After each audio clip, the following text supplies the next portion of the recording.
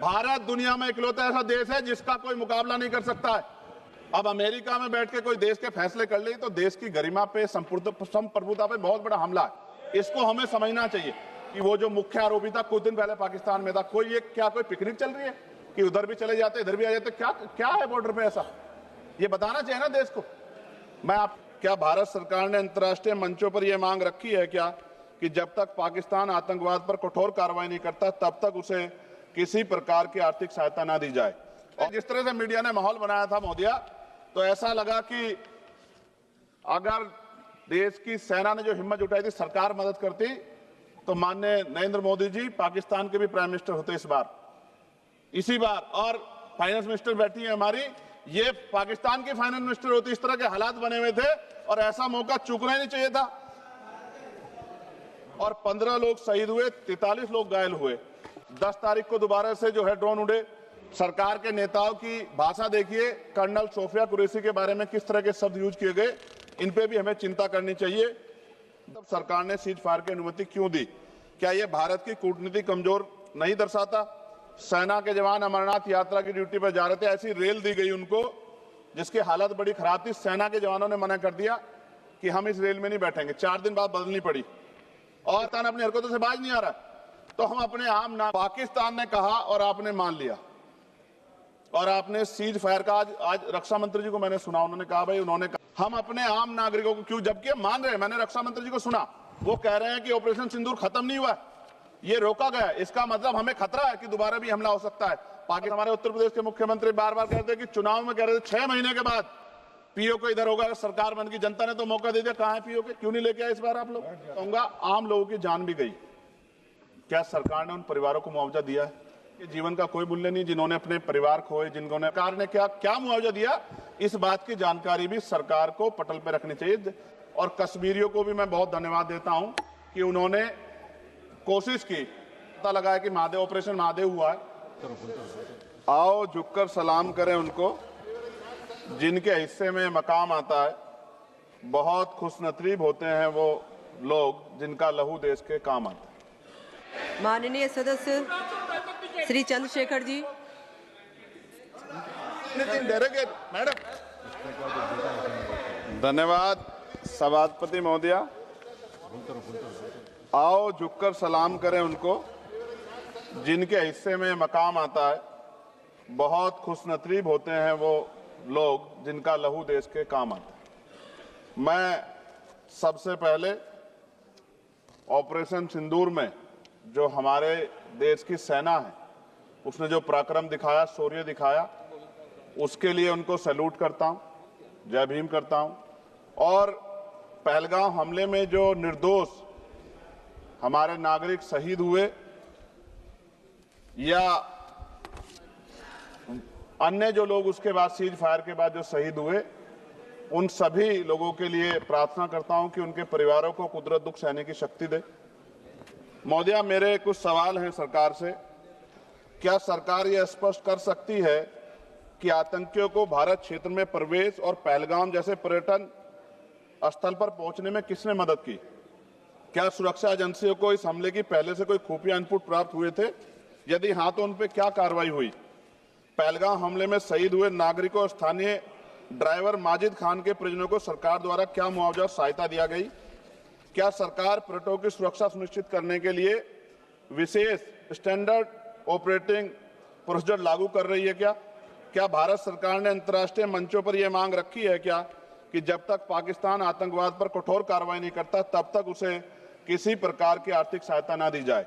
Operation सिंदूर के बाद जब पाकिस्तान ने जवाबी हमले किए और 21 भारतीय नागरिक शहीद हुए, यहां तक कि हमारे गुरुद्वारों को भी निशाना बनाया गया, तब सरकार ने सीज फायर की अनुमति क्यों दी? क्या यह भारत की कूटनीति कमजोर नहीं दर्शाता? सभापति महोदया, मुजफ्फरनगर में हमारे जिला सचिव हैं भाई कामिल, उनके परिवार के 2 बच्चे भी इस हमले में शहीद हुए थे। क्या सरकार ये मानती है कि टीआरएफ द्वारा इस हमले में खासतौर पर हिंदू पर्यटकों को निशाना बनाना भारत में सांप्रदायिक द्वेष को बढ़ावा देने का प्रयास था? यदि हाँ, तो इसे रोकने हेतु सरकार ने क्या रणनीति बनाई? सरकार उस मुस्लिम पोनी ऑपरेटर को क्या सम्मान देगी जिसने अपनी जान देकर तीर्थयात्रियों की रक्षा की? क्या उसे शहीद घोषित किया जाएगा? पाकिस्तान को हाल ही में आईएमएफ द्वारा $2 अरब से अधिक की सहायता राशि दी गई है। क्या भारत ने औपचारिक रूप से आईएमएफ और अन्य वैश्विक संस्थाओं के समक्ष आपत्ति दर्ज कराई है? क्या सरकार ने जांचा है कि आईएमएफ या अन्य विदेशी मदद का कोई हिस्सा आतंकवादी गतिविधियों में उपयोग तो नहीं हो रहा है? क्या सरकार ये स्वीकार करती है कि पहलगाम हमले में खुफिया तंत्र पूरी तरह विफल रहा है? यदि हाँ, तो कौन जिम्मेदार है और उसके विरुद्ध क्या कार्रवाई होगी? क्या सरकार स्पष्ट कर सकती है इतने भारी सुरक्षा प्रबंधों के बावजूद टीआरएफ जैसे आतंकवादी संगठन के सदस्य भारत में प्रवेश कैसे कर जाते हैं? क्या सरकार ये बताएगी पहलगाम जैसे संवेदनशील क्षेत्र में सुरक्षा समीक्षा अंतिम बार कब की गई थी और उसमें क्या कमियां चिन्हित की गई थी? प्रधानमंत्री जी ने इस हमले के बाद पहलगाम का दौरा क्यों नहीं किया, जबकि देश भर में भावनात्मक उबाल था?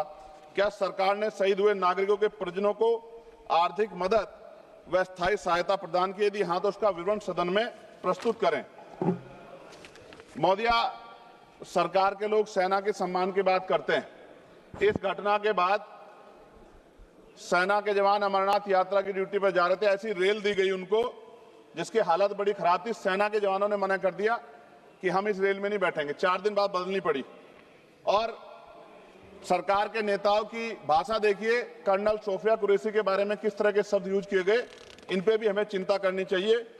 देश की सेना के लिए मेरी मांग है महोदया कि सेना और अर्धसैनिक बलों के वेतन को टैक्स मुक्त किया जाए, बैटल ऑफ ऑनर से सम्मानित, क्योंकि ये इस समय ऐसा विषय चल रहा है कि देश की सेना पे हमें गौरव है, गर्व है, लेकिन जिस तरह से आतंकवादी गतिविधियां बढ़ी है, मेरी मांग है कि बैटल ऑफ ऑनर से सम्मानित चमार रेजिमेंट को बहाल किया जाए, गुजर रेजिमेंट, मेहतर रेजिमेंट, यादव रेजिमेंट बनाई जाए, क्योंकि देश का जो किसान का मेरा उसके अंदर देश का जो गांव में रहने वाला जो व्यक्ति है उसके अंदर देश प्रेम का जज्बा बहुत जबरदस्त है। अगर इनको मौका मिलेगा तो शायद पाकिस्तान छोड़िए, चाइना की हिम्मत भी नहीं होगी कि हमारे देश की तरफ आंख उठा के देख ले। मोदी, बाबा साहब अंबेडकर कहते थे हम प्रथम और अंत्य भारतीय हैं। भारत की आन पे जब आंच आती है तो जिस तरह इस बार प्रदर्शन हुआ, एकजुट रहा देश, सारा विपक्ष हो पक्ष हो सब एकजुट रहे, ऐसे हमें एकजुट रहना चाहिए। अगर हम एकजुट रहेंगे तभी हम आतंकवादियों से लड़ पाएंगे। मोदिया, 1965, 71, 1999 के युद्ध में किसी भी अरब देश ने पाकिस्तान का साथ नहीं दिया था, लेकिन आज एक भी अरब कंट्री हमारे फेवर में नहीं खड़ी। क्या हमें अपनी फॉरेन पॉलिसी पे नहीं सोचना चाहिए कि ऐसा क्या हो गया कि हमारी राजनीतिक जो भारतीय की लोकल राजनीति है इसके चक्कर में क्या हमारी फॉरेन पॉलिसी या हमारे मित्रों को के मन में पीड़ा तो नहीं पहुंच रही है? पाकिस्तान ने कहा और आपने मान लिया, और आपने सीज फायर का आज रक्षा मंत्री जी को मैंने सुना, उन्होंने कहा भाई, उन्होंने कहा कि महाराज हाथ जोड़ते हैं छोड़ो, उन्होंने कहा और आपने मान लिया। लेकिन फिर उसके बाद 10 तारीख को दोबारा से जो है ड्रोन उड़े और 15 लोग शहीद हुए, 43 लोग घायल हुए। हम अपने आम नागरिकों को क्यों, जबकि मान रहे हैं, मैंने रक्षा मंत्री जी को सुना, वो कह रहे हैं कि ऑपरेशन सिंदूर खत्म नहीं हुआ, ये रोका गया, इसका मतलब हमें खतरा है कि दोबारा भी हमला हो सकता है, पाकिस्तान अपनी हरकतों से बाज नहीं आ रहा है। तो हम अपने आम नागरिकों को और सेना के जवानों के जीवन को खतरे में क्यों डाल रहे हैं भविष्य में?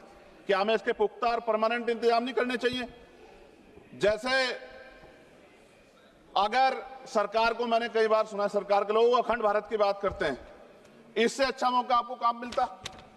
पीओक्यू लेने के बाद हमारे उत्तर प्रदेश के मुख्यमंत्री बार बार कहते हैं कि चुनाव में कह रहे थे 6 महीने के बाद पीओक्यू इधर होगा, सरकार बन की, जनता ने तो मौका दे दिया, कहां है पीओक्यू? क्यों नहीं लेके आए इस बार आप लोग? तो पहली सीढ़ी तो इस बार ही चढ़ गए थे। जिस तरह से मीडिया ने माहौल बनाया था मोदिया, तो ऐसा लगा कि अगर देश की सेना ने जो हिम्मत जुटाई थी, सरकार मदद करती, तो माननीय नरेंद्र मोदी जी पाकिस्तान के भी प्राइम मिनिस्टर होते इस बार, इसी बार, और फाइनेंस मिनिस्टर बैठी है हमारी, ये पाकिस्तान की फाइनेंस मिनिस्टर होती। इस तरह के हालात बने हुए थे और ऐसा मौका चूकना ही नहीं चाहिए था।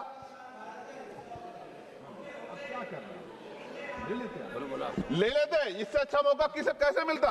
पूरा देश एकजुट था। मोदी, मैं खत्म करूंगा, पूरा देश एकजुट था, इससे अच्छा मौका कहां था?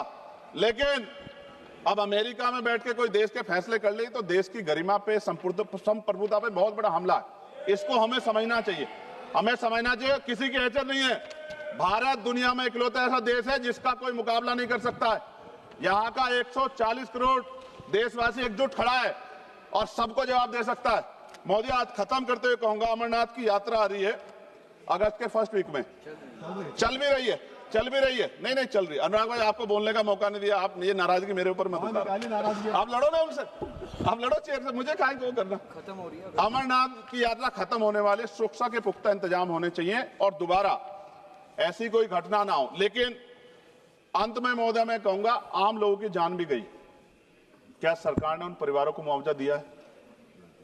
क्या उनके जीवन का कोई मूल्य नहीं? जिन्होंने अपने परिवार खोए, जिन्होंने अपना घर का बेटा, पति, घर का कमाने वाला खो दिया, उनका भी तो अधिकार बैठता है। सरकार ने क्या मुआवजा दिया, इस बात की जानकारी भी सरकार को पटल पर रखनी चाहिए, सामने रखनी चाहिए। और अंत में मैं धन्यवाद दूंगा भारतीय सेना को और भारत के का जो प्यार है कि पाकिस्तान और आतंकवादियों के भरसक प्रयास था कि यहां सांप्रदायिकता का माहौल बन जाए, लेकिन देशवासियों ने समझदारी दिखाई। और कश्मीरियों को भी मैं बहुत धन्यवाद देता हूं कि उन्होंने कोशिश की कि किसी भी तरह से कश्मीर के ऊपर जो ये इतना बड़ा इल्जाम लगा है, ये इल्जाम में कश्मीरी शामिल ना हो और ऐसे आतंकवादियों पर सख्त कार्रवाई। पता लगा है कि महादेव, ऑपरेशन महादेव हुआ है और यही पता लगा कि वो तीनों आतंकवादी मारे गए। लेकिन मैंने अखबार में ये भी पढ़ा था कि वो जो मुख्य आरोपी था कुछ दिन पहले पाकिस्तान में था। क्या कोई पिकनिक चल रही है कि उधर भी चले जाते, इधर भी आ जाते? क्या है बॉर्डर पे ऐसा? ये बताना चाहिए ना देश को। मैं आपका धन्यवाद करूंगा और भारत की महान सेना को मैं बधाई देता हूं, उनके लिए मंगल कामना करता हूं। जय भीम, जय भारत। महोदय धन्यवाद।